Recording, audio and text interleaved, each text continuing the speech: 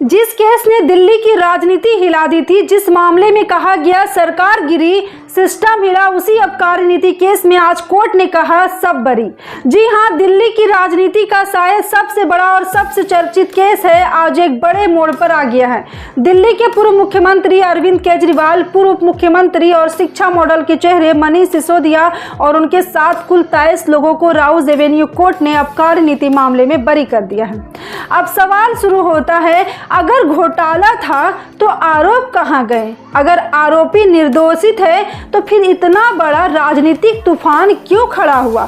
सोचिए, यही वो केस था जिसके आधार पर महीनों तक टीवी डिबेट चली, छापे पड़े, गिरफ्तारियां हुई, सरकार की साख पर सवाल उठे और विपक्ष ने कहा कि भ्रष्टाचार का सबसे बड़ा सबूत। लेकिन आज कोर्ट ने कहा सबूत पर्याप्त नहीं, तो क्या देश की राजनीति आरोपों पर चल रही है या सबूतों पर?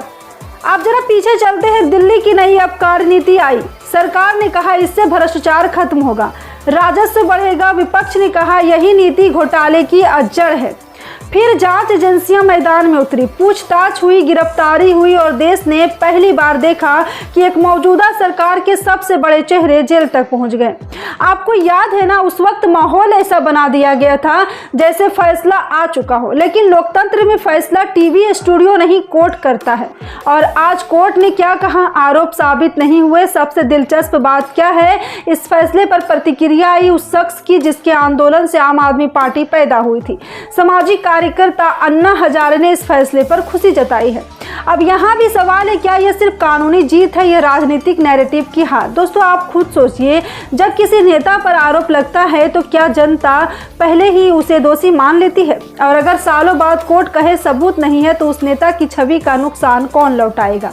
यह सवाल सिर्फ केजरीवाल या सिसोदिया का नहीं है, यह सवाल सिस्टम का है। क्या जांच एजेंसियां पूरी तरह स्वतंत्र है या राजनीति के मौसम के हिसाब से केस तेज और धीमे होती है?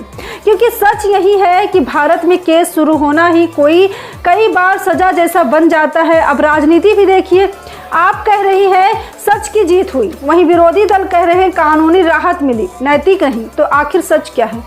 क्या आरोप राजनीति थे या जांच ही कमजोर थी? और सबसे बड़ा सवाल, अगर इतने बड़े केस में दोष साबित नहीं हुआ तो जिम्मेदारी किसकी तय होगी? आप बताइए, क्या भारत में आरोप लगते ही मीडिया ट्रायल शुरू हो जाना सही है? क्या नेताओं को पहले अपराधी और बाद में नागरिक माना जाता है?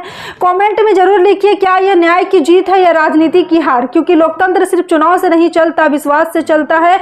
और अब जब बार बार बड़े केस अदालत में टिक नहीं पाते तो जनता के मन में एक डर पैदा होता है, क्या सच देर से आता है या सच रास्ते में कहीं खो जाता है? आज का फैसला सिर्फ एक केस का अंत नहीं है, बल्कि उस बहस की शुरुआत है जो आने वाले चुनाव में जरूर सुनाई देगी। दिल्ली की राजनीति अब फिर गर्म होने वाली है और सवाल वही रहेगा, आरोप बड़ा था लेकिन क्या सबूत उतने बड़े थे?